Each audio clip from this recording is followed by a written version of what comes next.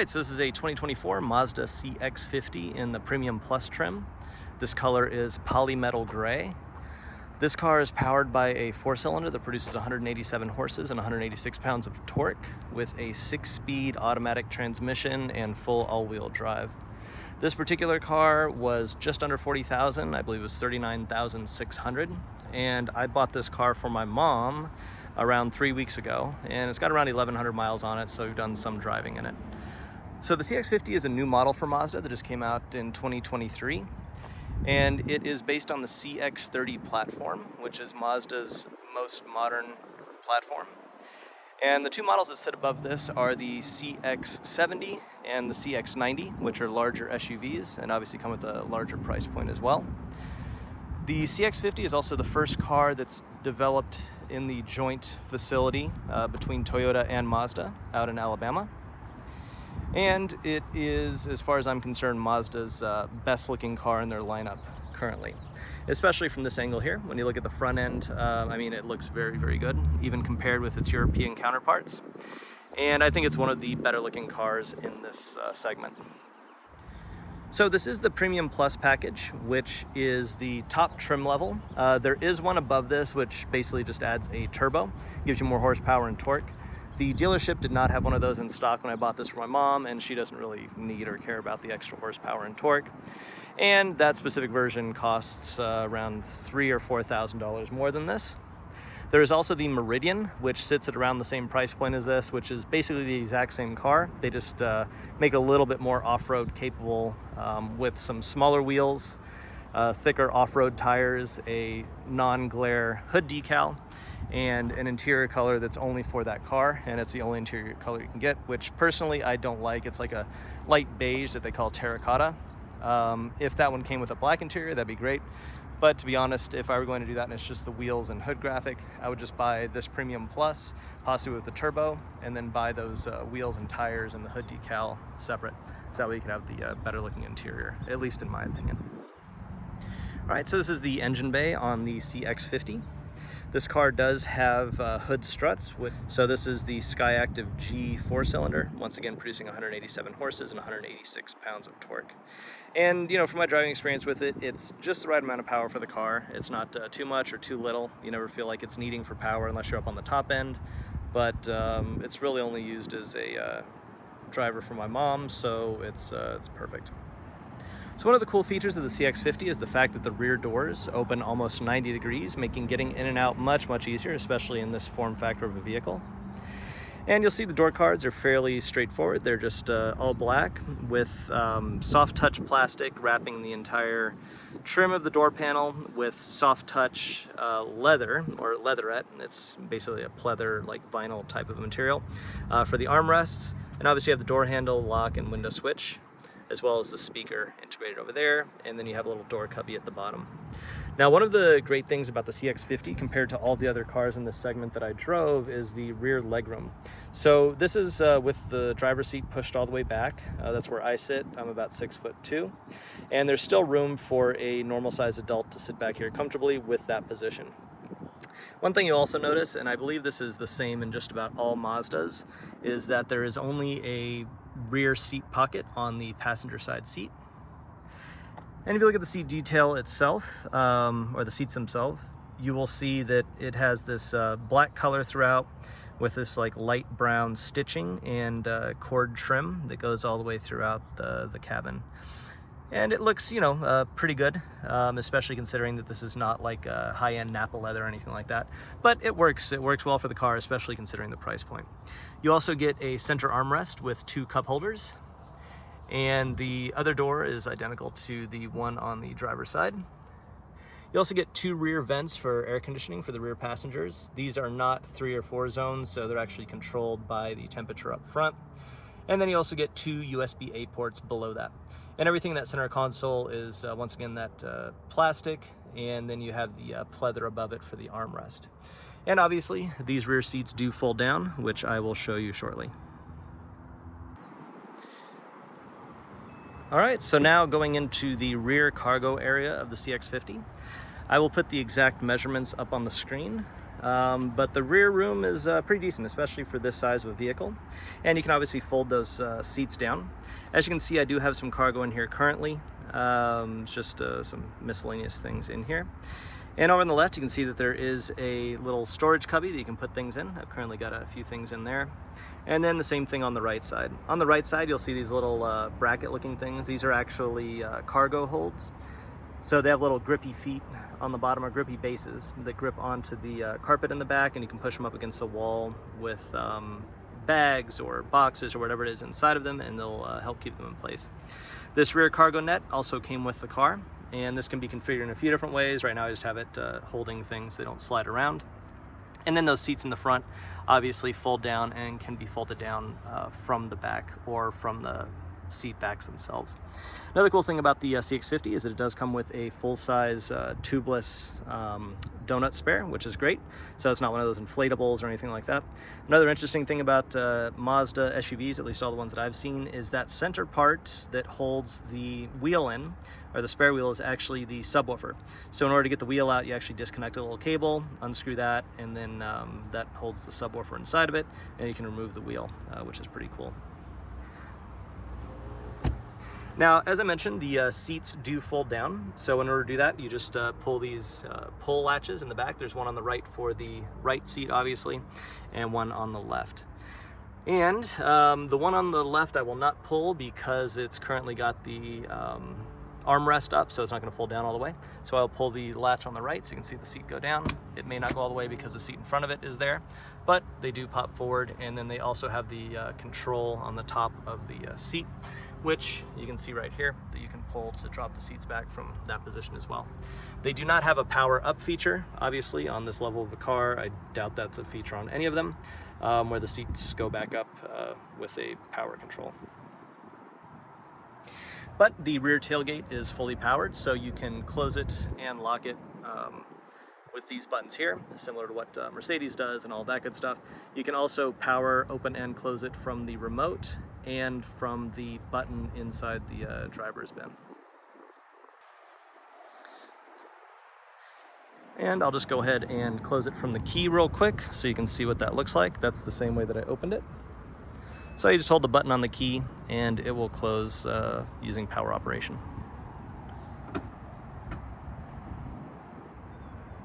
All right, so we're gonna get inside the driver's seat of the CX-50, but first I wanted to point out the fact that this car does have touch-based lock and unlock on both the driver and passenger side door.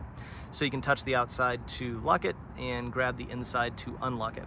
On this car, you have to grab the inside to unlock it and then pull the handle out. You can't do it all as one motion, which you know, Mercedes and stuff like that have, which is a little bit more seamless, but it does have that feature, which is great.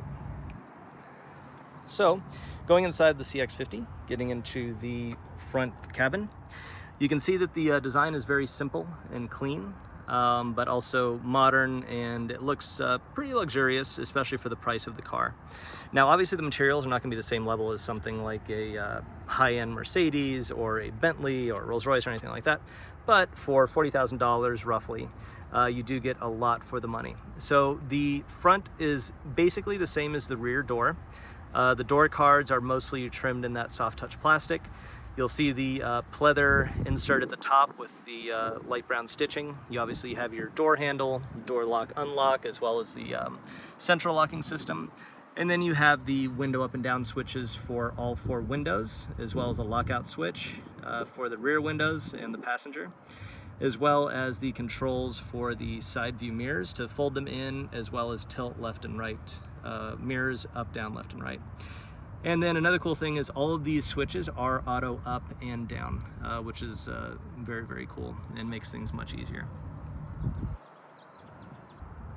Now down on the side of the seat, you will see that it does have full power adjustment for the lower and upper part of the seat, as well as a lumbar adjustment. Now the lumbar adjustment does not go up and down, it's only in and out. And it has these same adjustments for the passenger side, which is great. Now another cool feature on the interior of the CX-50 is the fact that it does have a full panoramic glass roof. and it is completely powered. So the shade that covers it is completely powered, as well as the roof itself. So the front glass panel in the front part of that beam is the only part that opens, and it only opens to about halfway of that gap between that middle beam and the front of the car, and it does tilt up as well. But it's also just a very cool feature to have, especially in a car of this price point. You'll also see up here that you have a sunglass holder, which I do currently have glasses in, and then you have all your controls for the interior lighting up here. And then you also have your rear view mirror with HomeLink. Once again, this is not the floating glass version of this mirror, which is an upgrade, which once again they just didn't have available when I bought this. But it does have full HomeLink, and it has a little digital display in the bottom left. When you press the HomeLink buttons, it looks pretty cool. All right, so I'm going to close the door on the Mazda CX-50, and I'm going to start it. Now, as with most modern cars, this does have push to start. The push button is over here on the right of the steering wheel. Obviously, you put on the brake, and then you can turn it on. Now, one thing that's pretty cool about this car too, compared to a lot of the other ones I drove, is the sounds that it makes are not intrusive. Like that noise that you just heard, basically telling you don't have the seatbelt on, is probably the most obnoxious. But other than that, I mean, the turn signal noises, the noises for when you open and close the doors, when you lock it, all that stuff is very, very minimal and restrained. It feels a little bit more elegant and high-end, even than some of the European cars. So I'm actually very impressed with that, because that's usually a big annoyance of mine, is when cars have too many or too loud or too obnoxious of noises for everything you do with the car. So as I mentioned before, this car does have a full panoramic roof. So I'm going to push that button right there, and I'm going to close it. As you can see, it is fully power operated for the shade. And then if I stop it right about there, I can also pop the roof. I can slide the roof back. Now you can only open the glass part of the roof if the entire shade is retracted. So you can see how that works. And as you can see, it goes roughly halfway across that opening. That's as far as it goes. So I'm going to close that. And then I can close the automatic shade as well. And once again, these are features you usually only get on much higher end, more premium vehicles. So it's nice to see that in a $40,000 car.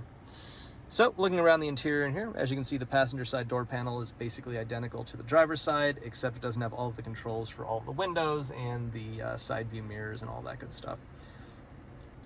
All right, so looking around the interior of the car from the driver's seat, you can see that the passenger side door panel is basically identical to the driver's side, except it does not have all the extra controls for all the windows and the side view mirrors and the lockout switch. And then going over here, you can see this does have a Bose audio system. If I remember correctly, the Bose was an option. There was basically the standard audio system and then the Bose upgrade, if I remember correctly, when I was looking at the specs for this car. It obviously has the passenger and driver's side vent in the corners, but one thing I've never seen before integrated specifically like this is that it has a center vent here for the secondary vent for the passenger. For the driver's side, though, it does have one sitting right here. And then you have your display up here. I will put the information for that on the screen as far as size and everything like that. And moving down here, you do have your climate controls. These are all physical buttons, which is absolutely amazing because all these car companies are making everything touchscreen nowadays, and for certain things, the physical buttons just look and feel better. I think they also age a little bit better than just having them all integrated into the screen. So as you can see here, this does have dual zone climate control for passenger, front passenger and driver. It's also got all of your standard HVAC controls up on the top. And then at the bottom, you can see this does have heated and ventilated seats for both the passenger and the driver, which is also really great, especially for a car of this price point. Going down below that, you'll see that there is a little storage cubby. I've got some extra keys in there. And then the two cup holders right behind that, as well as your shift selector, which is right here. And the shift selector is also trimmed in a nice, a little bit more premium looking leather. This is more like the leather that's on the steering wheel, which I'll show you in a minute. And then down below that, you have your, obviously, drive mode select letters and lights for all of that. And as you can see, this does have a manual mode, so it works just like a Tiptronic, where you tip it over to the side and then you can shift up and down with the shifter. This particular car does not have paddles. I believe the turbo model, you might be able to get those.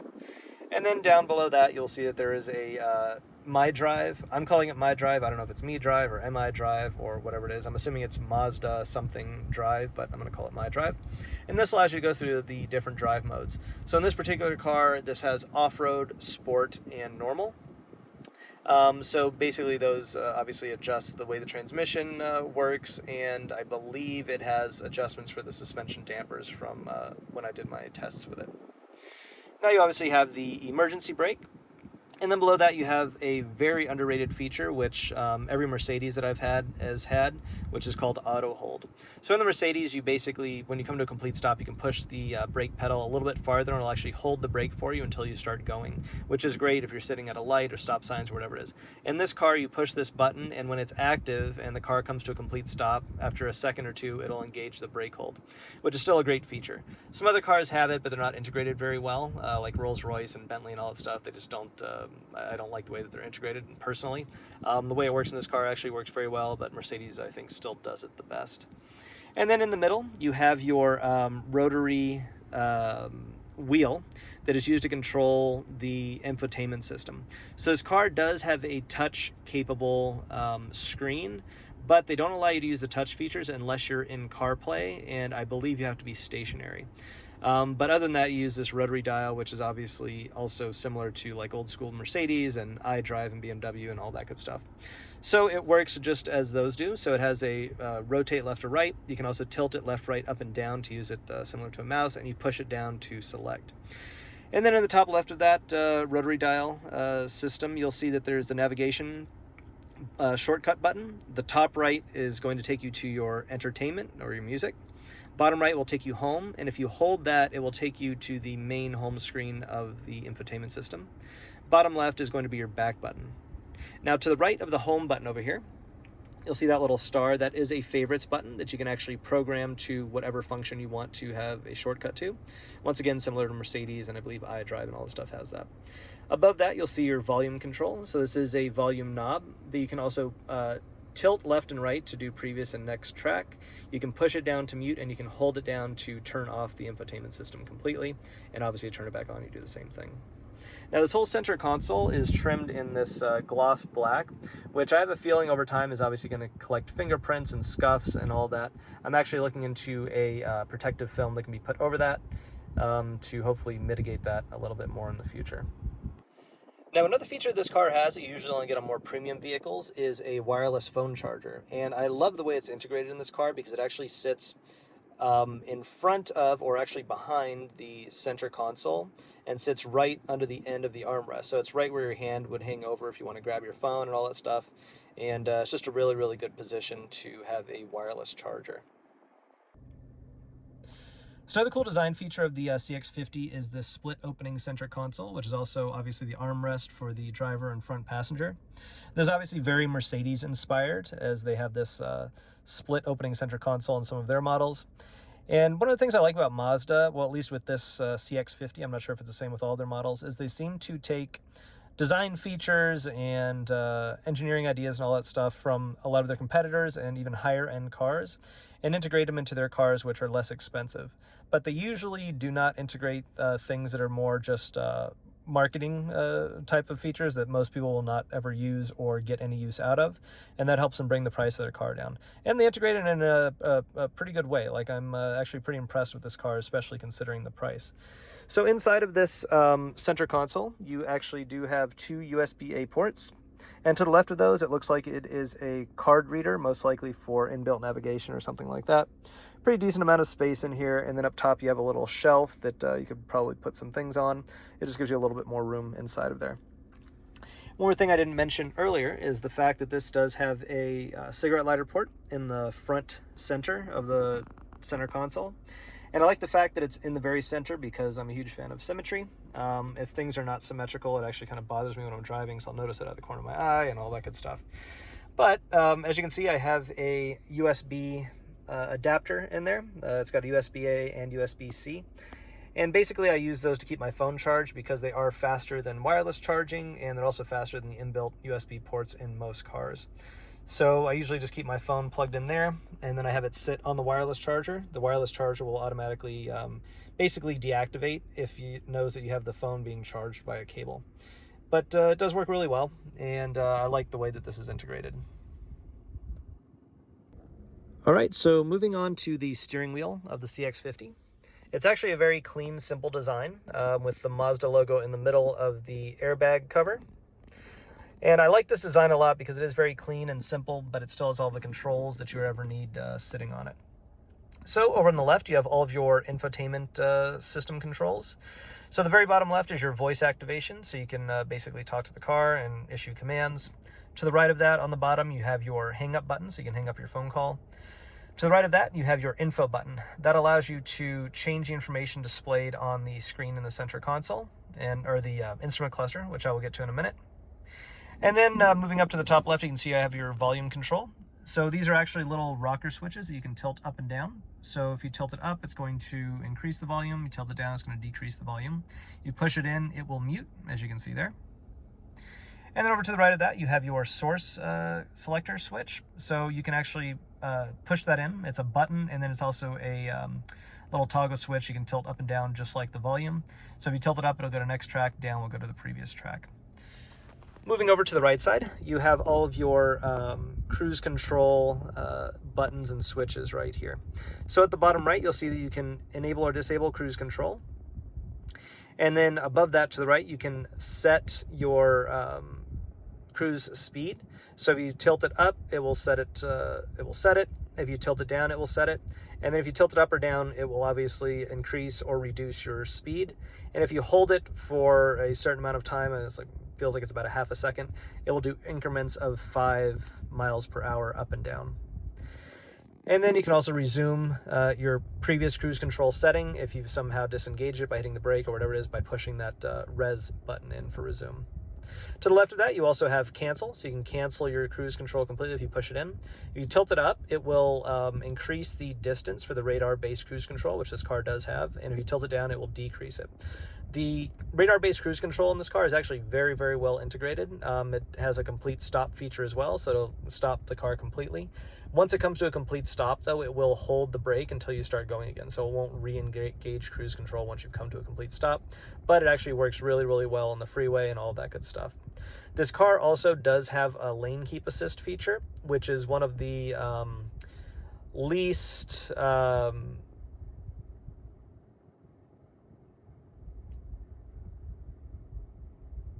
which is one of the most well integrated that I've seen. It's also the least interference I've seen from a cruise control or lane keep system. This car also does have a lane keep assist feature, which I haven't been able to turn off, but I haven't looked deep enough into the menu for. So the CX-50 does also have lane keep assist, which is a nice feature to have, but can be annoying in certain cars. In this car, it's probably the least intrusive out of any car that I've driven. It actually works very well. Instead of jolting the steering wheel to the side or jerking it to the side, it gently vibrates it and then slightly nudges it, letting you know that you're going out of the lane. If it detects someone next to you that you're about to run into, then it becomes a little bit more aggressive and will actually jerk the steering wheel a little harder. But it actually works really, really well, and it's integrated in a very non-intrusive way, which I like quite a bit. Now, if you look at the center cluster here, obviously on the left you have your tachometer. All the way on the right you have your fuel gauge. Next to that you have your temperature. And then in the center, you have your speedometer. Now, flanking the center, those are all obviously physical gauges on the left and right. They're fully analog. In the center, it's actually fully digital, but it does have this ring surround that extrudes from it, and then the screen extends beyond that. So basically, on the right side of the center ring, you'll see your mileage remaining based on your gas tank or how much fuel you have. To the bottom of that, you'll see your exterior temperature. All the way to the left, you'll see your trip mileage, and then above that, you'll see your miles per gallon. All of that is actually part of the same digital display as the center. And then when you hit info on the steering wheel, you can see that it'll go through the different modes, the different display modes. You can also change what is displayed on the outside, flanking that center ring in the center infotainment screen. And then obviously you have all of your turn signals your hazard lights, all that. Now, if you pay attention to how the turn signal sounds, you can actually adjust the volume of that, and it's not an annoying sound. And if you look at the actual turn signal light, you see how it has this kind of staged brightness value. So instead of just being on, off, it actually kind of stages based on the sound. It kind of matches the sound of the turn signal chime, which is pretty cool. Now, this car does also have an integrated heads-up display, as you can see right here. And this is also integrated in a very non-intrusive and elegant way.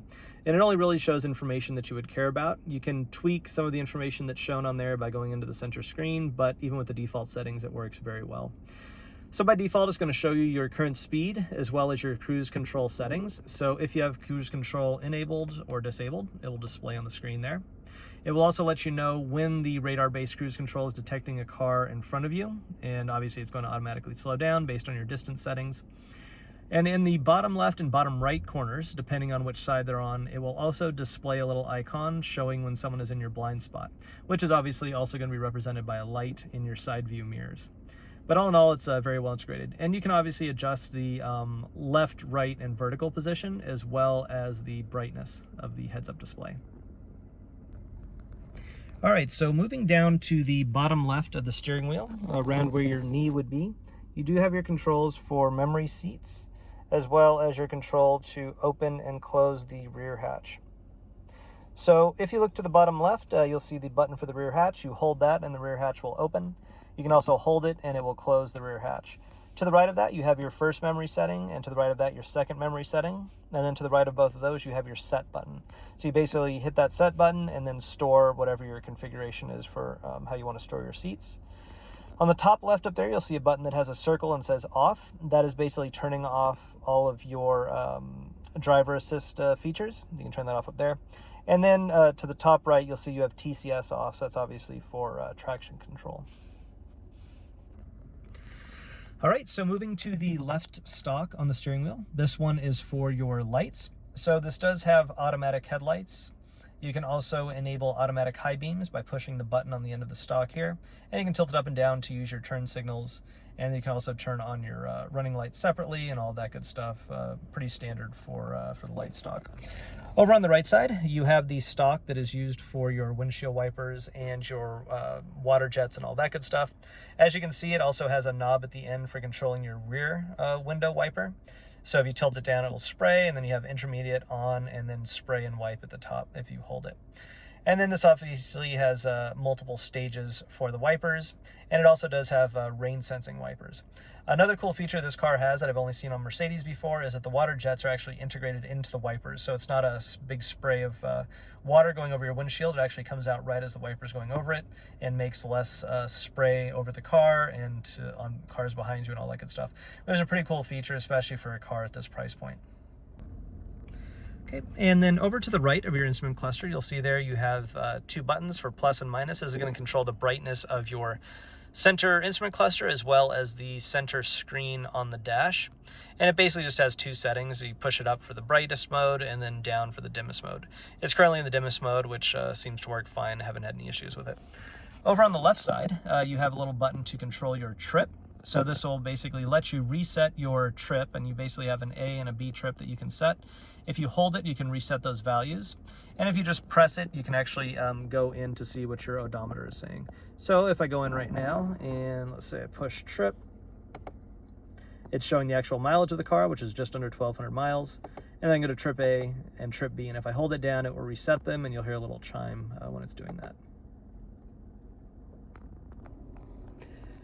Over on the passenger side, you obviously also have a glove box. This particular one has a cool little shelf divider for the top and bottom. Obviously in there right now, I've just got the registration, the title, all that good stuff.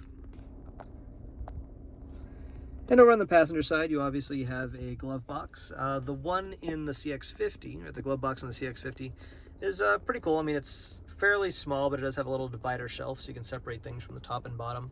And other than that, there's nothing really too special about it. It's just a standard glove box. And here you can see that cross stitching that's going along the dashboard. It's a pretty clean look. It's a little outdated with that brown color, but it's fairly minimal, so it doesn't bother me that much. So up top in the CX-50, up by the rear view mirror here. So up top in the CX-50, up by the rear view mirror here, you'll notice it has a little screen that shows which belts are belted and whether or not the passenger airbag is off and all that good stuff. Now also, looking at the rear view mirror here, it does have home link buttons underneath, as you can see here. And as I mentioned earlier, when you press them, you get a cool little digital thing that shows up in the corner of the feel here.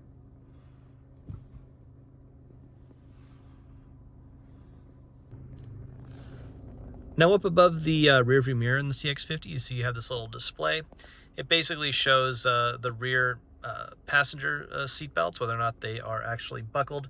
I'm assuming this is if you have kids or something like that and you want to be able to see whether or not they buckled up. It'll also tell you whether or not the passenger airbag is off. Underneath the rearview mirror here, you have your home link buttons for opening and controlling your gates and garage doors and all of that good stuff. And then when you actually go and push one of these, it gives you a cool little display in the mirror itself, which I've actually never seen before, but it kind of makes it feel a little bit more premium. So moving over from that little digital display, moving over from that center display mounted to the ceiling and the rearview mirror, you obviously do have a visor for the driver and passenger. They're basically identical on both sides. And you'll notice it's very straightforward, just has a little clip for anything that you want to put in there. And then it has a little slide cover for the mirror itself. And then it has this little extended visor on the side that will come out. The visors themselves do not slide in and out like in some cars, but it does have this little extendable piece of visor that comes out over here that comes in handy in certain situations. And then looking up top at the controls here, you can see all the way on the left and all the way on the right, you have your book lights that you can turn on. Moving in from the left, you have your overall dome light. This is front and rear. You can turn on or off the dome light activation when the doors are open on the second button from the right.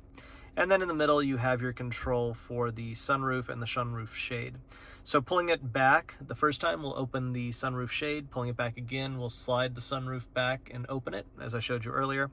And then tilting it up will tilt the sunroof up, and pulling it forward and down will also close the shade and close the roof if it's open. And then sitting up here, you also do have your sunglass holder, which I mentioned earlier. All right, and this is what it looks like with the external lights on the CX-50 turned on, as well as the hazards.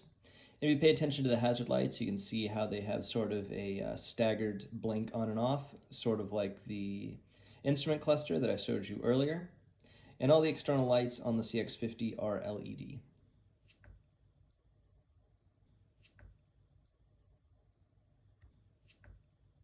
And this is the key fob. So as you can see, it's a very simple design and it's very clean. If you open the back of this key, there is a mechanical key inside. And then if you look at the side of the key, you can see that it has all the buttons for lock, unlock, opening the rear hatch, and then your panic button down at the bottom or right in the video. The CX-50 also comes with a really well done mobile app by Mazda, and I'm assuming it's the same app used for all modern Mazda vehicles, but it allows you to do things like starting and stopping the vehicle, locking and unlocking the doors, turning on the hazard lights. You can also check your remaining fuel, your tire pressure. You can check your when your service is due. You can schedule a service, pull up the manual, and you can even search for help topics, all that good stuff. And it just works very, very well. All right, so that is the 2024 Mazda CX-50. Hopefully you found this video useful, and I will be uploading a little bit more often as I have a bit more free time, and I'm going to be uploading more supercar, hypercar, and rare specialty vehicle content soon, so keep an eye out for that.